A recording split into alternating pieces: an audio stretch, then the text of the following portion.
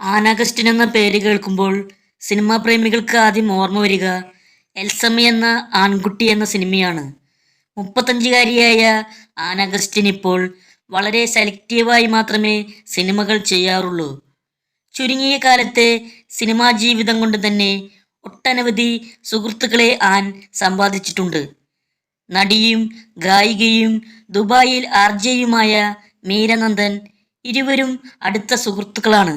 അടുത്തിടെയാണ് മീരയുടെ വിവാഹ നിശ്ചയം നടന്നത്.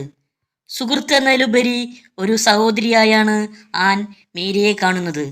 ഇപ്പോഴിതാ മീരയ്ക്കും ഭാവി വരൻ ശ്രീജുവിനുമൊപ്പമുള്ള ഒരു ഫോട്ടോയാണ് ആൻ അഗസ്റ്റിൻ പങ്കിട്ടിരിക്കുന്നത്.